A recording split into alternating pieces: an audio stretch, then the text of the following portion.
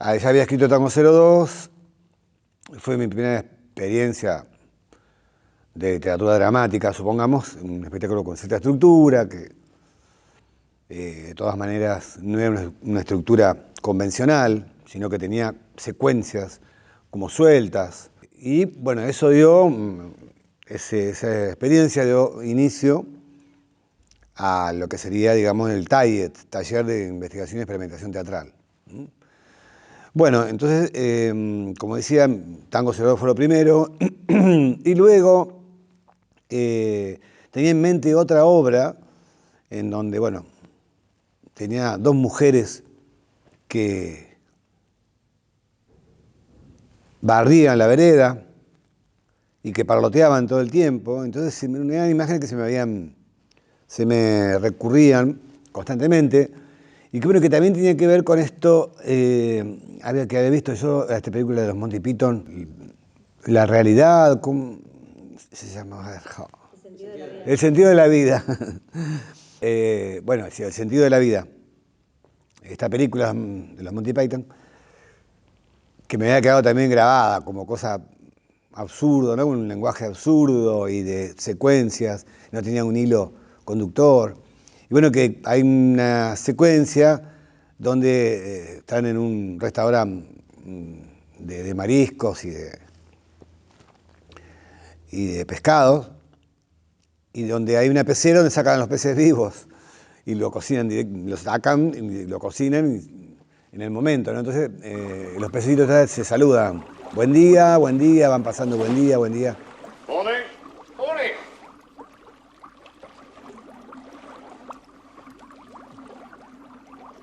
Morning, morning, morning. Morning, morning, morning, morning. What's new? Not much.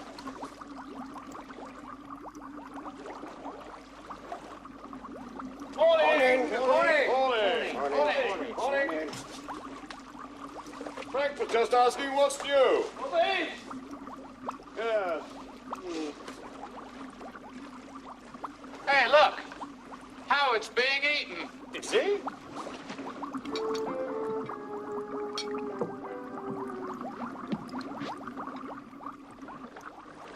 Makes you think, doesn't it? I mean, what's it all about? Face me. Y bueno, esto buen día, machacándome, así se originó Litófagas. Y bueno, estas imágenes me repiqueteaban constantemente hasta que una noche, tipo a las 9 de la noche, que yo estaba ahí en la cama, creo, mirando la tele, no me acuerdo, y de pronto me agarré una hoja que tenía y salí caminando. Estaba viviendo en el barrio Constitución, en la calle Constitución también, Constitución y Entre Ríos.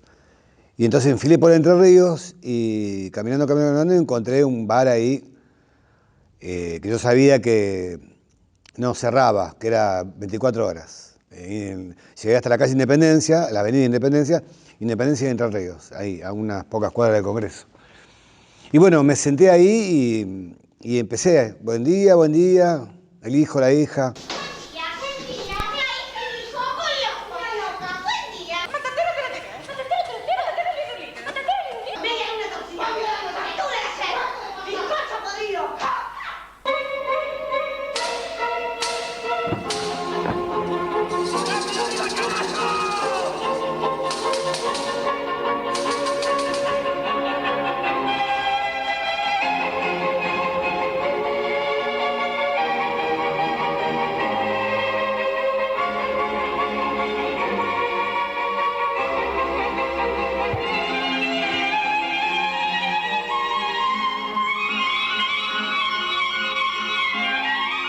Litófagas.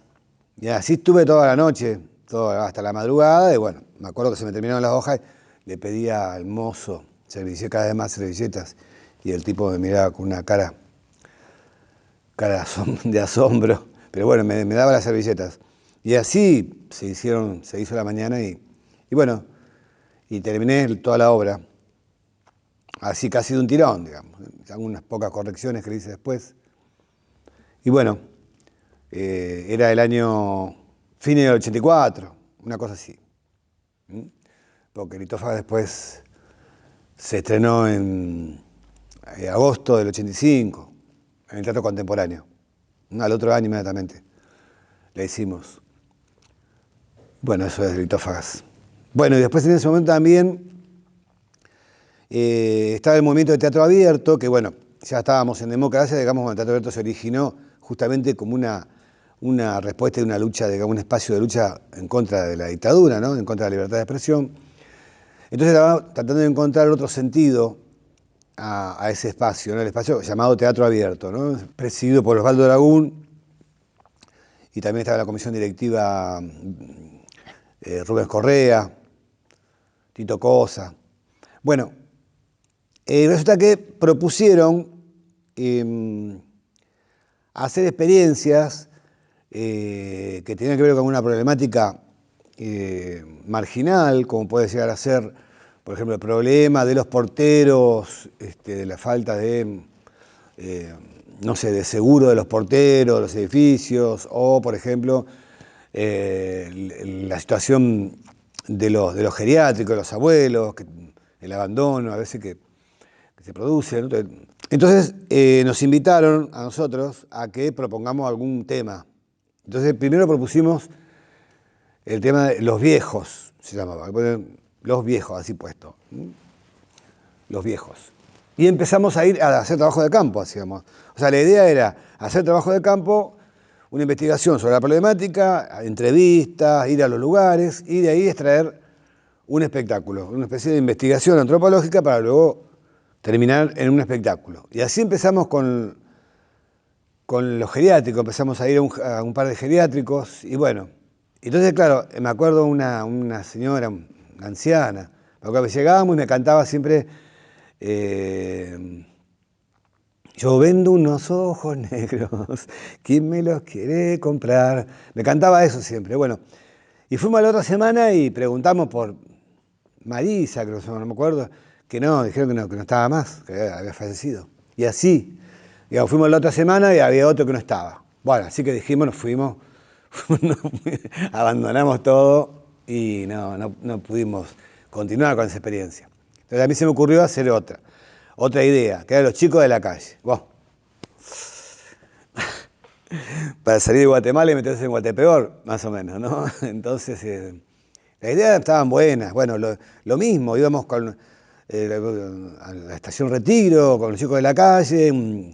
La idea de una vez era pasar una noche con ellos, donde dormían todos, hasta que uno agarró, me quería enseñar a cómo robar en un kiosco, levantar la chapa de uno de los negocios que estaba ahí en Retiro era, en la estación Retiro.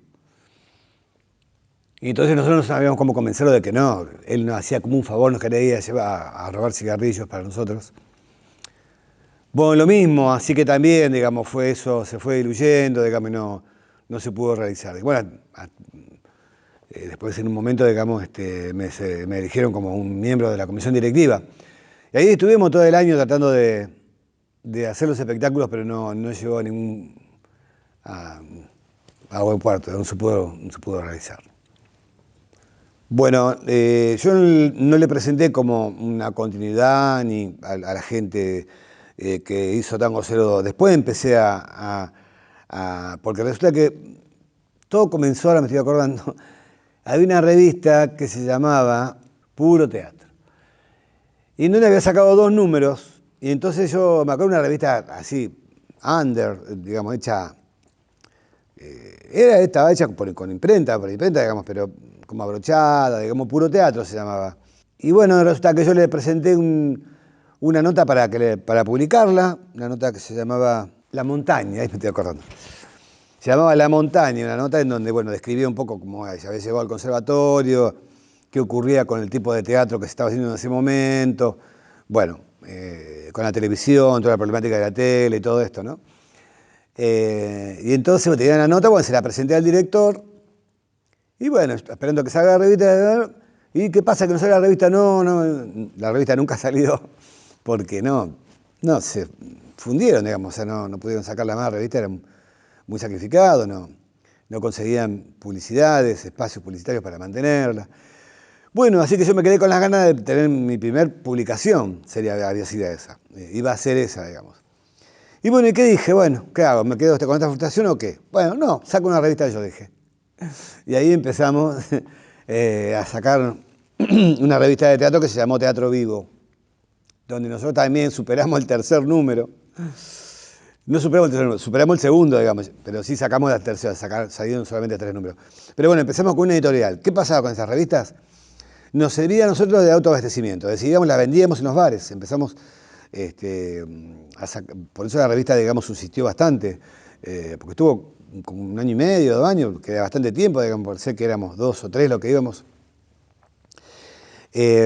Así que, bueno, usábamos la revista como modo de supervivencia para mantener no solo la continuidad de la revista, sino nosotros mismos.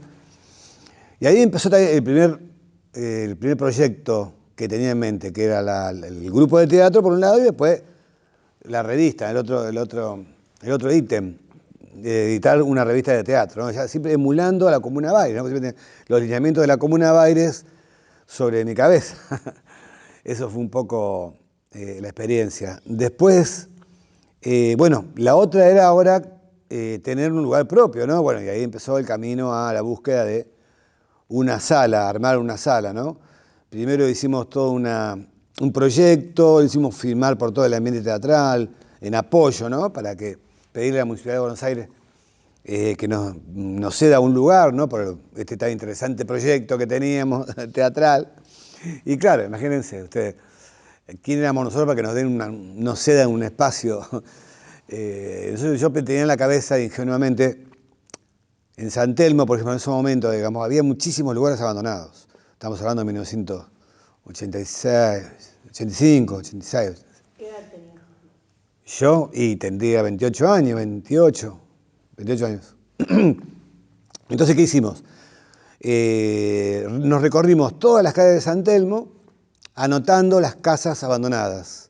Hicimos todo un relevamiento impresionante y se lo presentamos a un gordito que estaba ahí encargado de cultura, estaba en el momento del radicalismo, Alfonsín, un gordito que después, claro, bueno, nos dimos cuenta que era un chanta, digamos, ¿por qué? Porque después nos dijeron que el tipo le entregamos toda la información. ¿Y dónde tienes información? Nos preguntaba, ¿dónde tiene información de las casas? Que yo no sabía por qué insistía tanto este tipo, ¿no? Estos personajes siempre nefastos que hay que ponen, yo no sé, que no sabe nunca por qué. ¿Qué necesidad hay de poner a esta gente? Después nos dimos cuenta que el tipo nos había robado la información, porque eso tenía mucho valor, porque hay muchísimas casas que están abandonadas y que nadie las reclamaba, y entonces, ¿qué hacía? Se las quedaba el municipio de Buenos Aires. Nos enteramos después que nos explicaron, no me acuerdo quién fue que me explicó todo eso. Un amigo que tenía, que era abogado, no sé. Que entonces se quedaban con las propiedades, los tipos. Así que eso quedó en la nada y nunca más nos recibió. Así que bueno, ahí empezó nuestra primera búsqueda del espacio propio, ¿no? No, tuvimos que alquilar un lugar en la calle José Antonio Cabrera, en Palermo Viejo, un caserón. Y ahí tuvimos la primera experiencia comunitaria. Estuvimos haciendo una experiencia, sacamos un número de una especie de diario, pero con papel ilustración, se llamaba Antropomonis, porque la idea era no solo teatro, sino también poner notas sobre sociología, antropología, sobre la comunidad fundamentalmente. Un poco la idea era esto, ¿no? El teatro comunitario, porque abrimos la escuela de teatro. Por supuesto, al principio dijimos, nosotros no se debe pagar para poder enseñar, la enseñanza debe ser gratuita, que Bueno, resulta que hablamos que era gratis. Como el curso era gratis, no se anotaba nadie, claro. No sabía por qué no se escribía nadie, porque ya había tenido cursos de teatro yo, que eran pagadas por mes. Pero esta vez nosotros decidimos no cobrar. No se escribía nadie. Entonces dijimos, bueno, ¿qué pasa? Vamos a cobrar, vamos a poner una cuota. Pusimos que había que pagar, digamos, y ahí empezaron a escribirse. La gente fue un fenómeno que, bueno, quizás sabemos que es muy difícil, digamos, psicológicamente analizarlo esto, ¿no? No es tan difícil tampoco, ¿no? Porque, bueno, claro, esta idea del sistema, ¿cierto? Esta estructura mental nefasta que tenemos, que todo lo que no vale dinero, o sea, no vale nada en realidad. O sea, todo lo que no cuesta en dinero, digamos, o sea, no tiene un valor espiritual, digamos, valor ético. Sería esto un poco la marca que tenemos, ¿no?, en nuestra mente cultural. Junto con tener la sala propia, una revista, una edición de una revista de teatro, también la idea era tener, digamos, una granja laboratorio, así era el primer nombre que le pusimos. Laboratorio Granja, se llamaba. Y le puse Las manzanas doradas del sol, el título. Laboratorio Granja. Esta era, había todo un plano, con la distribución de todo huertas, donde estaba la sala de teatro. Y en este lugar, crear un laboratorio de investigación y también un encuentro, que primero le puse encuentro planetario de grupos de teatro. Sí, bueno, fue una ilusión bastante, bueno, se puso en pie, digamos, mucho más adelante, pero bueno, esto de grupos de teatro, ¿no?, que tan difícil es encontrar hoy en día un grupo de teatro. Entonces también estaba este proyecto, o sea, estaba, digamos, el espacio propio, un laboratorio, pero que sería en el campo, con unas cuantas hectáreas. En principio eran 2 hectáreas, creo, la idea. Tener una revista de teatro, digamos, que sirva a modo de comunicación, digamos, con el exterior, además del público teatral, una sala de teatro y un encuentro internacional, yo había puesto planetario en su momento, planetario de grupos de teatro. Bueno, en uno de los números de la revista Teatro Vivo, o sea, teníamos un espacio para el teatro del interior. Le pedí a Pepe Costa que me escriba una nota sobre el teatro rosarino, esto. Entonces, Pepe Costa me mandó, publicamos esa nota en uno de los números de Teatro Vivo, la revista que editábamos nosotros. Y también le conté que habíamos estrenado Litófagas, que era una obra que estamos haciendo, y me dice, ¿por qué no se vienen para acá a hacer un par de funciones?, me dice, ¿no? Él dirigía una pequeña sala, y un espacio y un grupo que se llamaba CRIT. Las siglas eran Centro Rosarino de Investigación Teatral, CRIT. Que en ese momento también, digamos, abrimos una escuela de teatro en la calle Paso, en Buenos Aires, donde estaba Ángel Elizondo con su grupo de mimo, la compañía de Ángel Elizondo, y en el primer piso estaban ellos, en la calle Paso. Y en el segundo piso estábamos nosotros, y ahí empezamos con la escuela de teatro, donde tenía bastantes alumnos. Y bueno, entonces esta invitación de Litófaga vinimos a hacer 2 funciones acá, que la idea era que teníamos lugar el alojamiento y la comida que nos daban, ¿no? Entonces, bueno, vinimos y bueno, algunos nos prepararon unas camas ahí, unas habitaciones que había en la sala, en el CRIT, digamos, y otros fueron a un departamento. Donde había 4. Y resulta que había, en ese departamento había 2 camas y creo que pusieron 2 colchones. Entonces una de las actrices, pasa que había como un montón de elenco, no siempre pelea y todo esto. La semana anterior le había propuesto al grupo iniciar una especie de laboratorio de investigación, digamos, con un criterio de compromiso, seriedad, con más tiempo de entrenamiento, patapín, patapán, es decir, con algo, iniciar una aventura, digamos, de hacer algo diferente, digamos, un verdadero laboratorio teatral, siempre con la Comuna Baires como señal en el camino, ¿no?, como estrella del camino. Había propuesto esto, algunos habían dicho que no querían, que no podían, que les parecía demasiado tiempo, no me acuerdo las excusas que dieron, pero bueno. Yo creo que por ahí venía la cosa, había pica con esto, digamos, en donde se habían, se habían quedado como frustrados de no poder, digamos, atender esta idea que yo planteaba, ¿no? Entonces, una de las chicas, una de las litófagas, de la casera de Litófagas, junto con otro que hacía el huesero, porque estaban los hijos, que eran muchos, y había uno que recogía cadáveres, se llamaba el huesero, se llamaba, un personaje nuevo que yo había incluido en Litófagas. Junto con el huesero, confabularon y hicimos la primera función. Y ahí estaba Julio Ceja, un crítico de acá de Rosario, que en ese momento estaban haciendo críticas de teatro para Risario, la revista Risario. Y confabularon y el otro día, que teníamos otra función, o sea, eso fue un sábado a la noche. Al otro día, domingo, teníamos la otra función, digamos, y se tomaron el tren y se volvieron. Una de las litofas, una de las gallinas, de la señora 1 o 2, no me acuerdo, la señora 2, y que hacía de huesero. Y bueno, a huesero lo podíamos reemplazar, qué sé yo, era un tipo que iba recogiendo huesos y que desparramamos huesos de vaca por toda la... y esqueletos de vaca por todo el escenario. Me acuerdo qué gracioso. Bueno, pero quedaba bastante patético, me acuerdo, con todos los cuerpos amontonados. Ahí en ese momento era bastante innovador, digamos, para decirlo de alguna manera.